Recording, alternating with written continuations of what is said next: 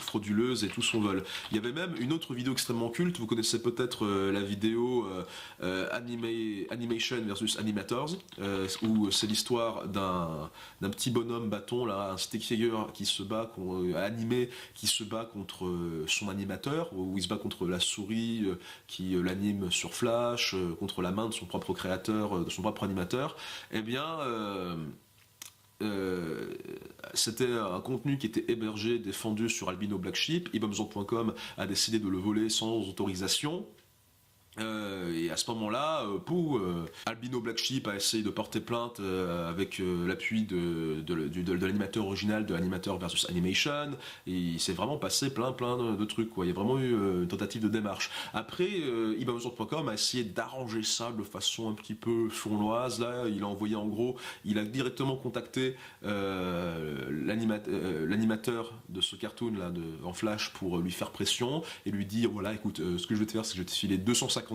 Voilà, super. Voici $250 et on te met aussi gagnant d'avance d'un concours de créateurs d'animation Flash qu'on va organiser, comme ça va te mettre en avant, tu vas gagner un petit peu de trucs, je sais pas, et on va dire que, et en échange, tu me signes une décharge, comme quoi j'ai jamais volé ton contenu, ça a toujours été arrangé depuis le début, y a pas de problème.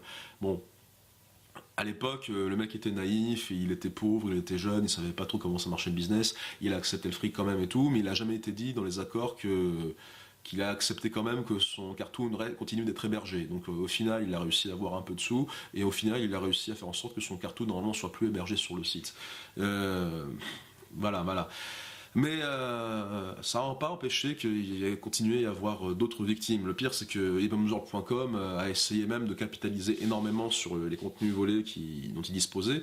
Pas mal de même aussi, genre vous connaissez peut-être le Peanut Butter Jelly Time, la petite banane en gif animé qui fait ça là, qui fait une petite danse de droite à gauche avec la musique Peanut Butter Jelly Time, Peanut Butter Jelly Time, Peanut Butter Jelly Time. On l'a utilisé d'ailleurs dans la danse des internets. Je sais pas si on l'a utilisé dans la version évolution, mais en tout cas je suis sûr qu'on l'a utilisé dans la version originale, la première. Voilà, c'est un même très connu qui a été pas mal repris par Ibamzor.com, et l'auteur n'a jamais donné l'autorisation qu'on l'utilise, mais pourtant il l'utilise encore de nos jours, parce que oui, Ibamzor.com n'est pas mort, mais il existe maintenant sous une autre forme, c'est-à-dire que maintenant c'est fini le vol d'animation Flash, de cartoon et de trucs, et les gens de Ibamzor.com, à savoir Eric Baumer, voilà, E-Bombs, Eric Baumer, voilà. Il a réussi à vendre sa compagnie à une société de divertissement sur internet pour à peu près 12 millions de balles, un truc comme ça, donc le mec il s'est quand même fait plaisir, hein, voilà. Le crime ne paie pas, comme on dit, mais si, il paye un peu parce que, en l'occurrence, il s'est un peu fait flouter. La compagnie Entertainment, à partir du moment où il l'a racheté, ils ont réussi à faire en sorte que lui, que l'équipe, que Ibam, le mec, hein, pas le site, que Eric Baumer et tout son staff, tout son site, tout ça, tous les membres soient virés de façon non cérémonieuse et remplacés par d'autres personnes. Donc voilà, le mec a réussi à créer un empire basé sur le vol et il s'est fait un peu voler sa place. Donc voilà, celui qui vit par l'épée meurt par l'épée, j'ai envie de dire.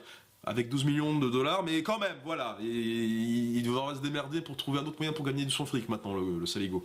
Donc maintenant, ce site existe encore, sauf qu'il s'est adapté à l'époque maintenant. C'est un site qui partage des vidéos de gens qui se cassent la gueule en skateboard, ou qui font des pranks, qui font des canulars, des expériences sociales de merde. Là, c'est des gens du style « Oh, regardez, cette femme, elle a des gros nichons, il va lui arriver un truc spécial, un chien va lui mordre le cul, genre de truc. » Ouais, c'est devenu un espèce de site à contenu...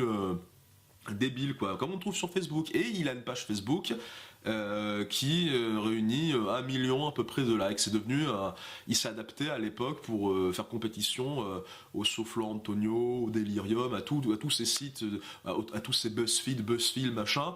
C'est devenu un site poubelle de ce genre-là, avec une page Facebook poubelle de ce genre-là. Plus les choses changent, plus elles restent les mêmes, j'ai envie de dire, tu vois. Donc c'est pour te dire que voilà, les pratiques du freebooting datent d'il y a un moment et ont évolué, ont transmuté avec les époques, quoi. Quand on est passé d'un type très précis de vol de contenu à un truc qui est plus en phase avec ce que j'ai dénoncé dans ma vidéo YouTube, c'est que tu vois quand même il y a une généalogie dans la FDPerie, quoi, dans la fils de poulperie, tu vois. Donc c'est vraiment intéressant à marquer. Et comme je vous l'ai dit, donc le freebooting existe sous des tas et des tas de formes différentes. Je pense par exemple à des sites du style 9gag. 9gag et tous ces et tous ces clones du style French Gag ou je sais pas troll.com, des trucs comme ça. Il y a des tas de trucs un peu qui reprenaient des mèmes.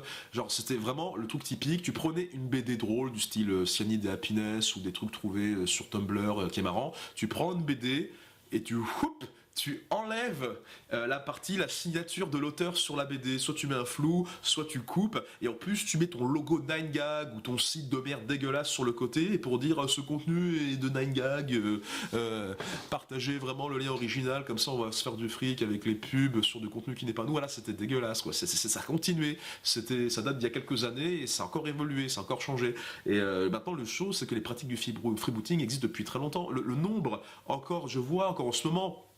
Je sais pas, Genside, qui est un site apparemment de divertissement orienté masculin, je sais pas quoi, sa branche gaming, c'est que des images drôles ou des vidéos de chez Dorkly ou de chez College Humor, qui sont des créateurs de contenu, des vrais studios professionnels de création de contenus originaux sur internet. Ce qu'ils font, c'est qu'ils ripent les vidéos, ils les traduisent en français à l'arrache, en superposition, remontant les vidéos du style voilà. Et ensuite, ils les cachent derrière des lecteurs propriétaires. Ils font leur propre lecteur vidéo. C'est pas juste une barre YouTube qu'ils incrustent sur leur site. Non, c'est un lecteur propriétaire hébergé sur leur propre serveur avec la vidéo. Et pour voir la vidéo, faut passer une pub avant. Et c'est pour du contenu qui est pas eux. Tu vois, moi. Tu vois, c'est un peu comme Wakanim qui a son propre, ou ADN, ou des sites de VOD qui ont leur propre type de lecteur vidéo avec leur propre système de pub, sauf qu'au moins leur contenu il est à eux. Ils ont fait un travail rémunéré, avec les auteurs rémunérés, avec des vrais contrats, des trucs. Eux ils prennent des vidéos lambda sur internet, de rigolos, de gaming, ils les traduisent eux-mêmes, mais aucun copec. J'ai pas vu d'accord de copyright, ni de citation des sources, ni de quoi que ce soit qui fait que les gens de chez Dorkly ou College Humor sont au courant de ces pratiques et en profitent. Idem sur des sites du style high-tech ou je sais pas, il y a des sites un petit peu d'actualité geek où ils postent des bandes annonces de films de super-héros ou des trucs, oh là là, regardez ce sabre laser fait en papier aluminium, il est extrêmement convaincant, on va le vendre sur eBay à $150 ou je sais pas quoi. Enfin, non, mais vous voyez un petit peu ces sites d'actualité geek où ça parle beaucoup de goodies ou de bonnes annonces de films ou d'actualités rigolotes sur tel ou tel jeu vidéo. Eh bien, en l'occurrence, ces sites-là aussi ont tendance à pas mal reprendre des BD, toujours College Humor, Dorkly, voire même des BD original héberge du style, je sais pas, Awkward Zombie, comment ça s'appelle, la Penny Arcade, enfin des BD généralement qui parlent de gaming ou de trucs geeks.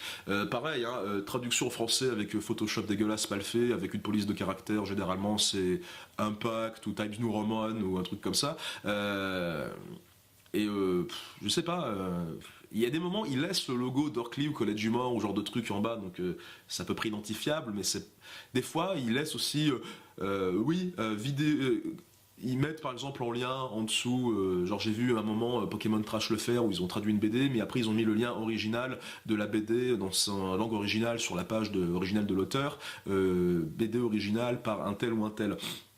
Mais je sais pas, il y a des moments où j'ai l'impression, je sais pas, des sites comme Hightech ou Consort, je me demande, est-ce qu'ils ont un accord avec ces sites pour les traduire et ensuite ils en profitent des clics avec les pages est-ce qu'il y a un pourcentage pour la traduction, tout ça? Parce que moi, je veux bien qu'on traduise des BD, des webcomics sur d'autres plateformes.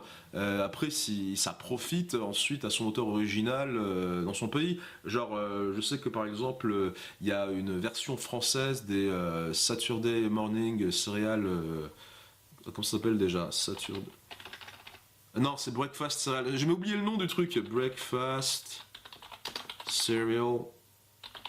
Voilà, Saturday Morning Breakfast Cereal, voilà, c'est des webcomics qui ont pour thématique souvent les sciences, les maths, plein de trucs comme ça. C'est beaucoup d'humour à base de science-fiction, beaucoup d'humour à base de science tout court.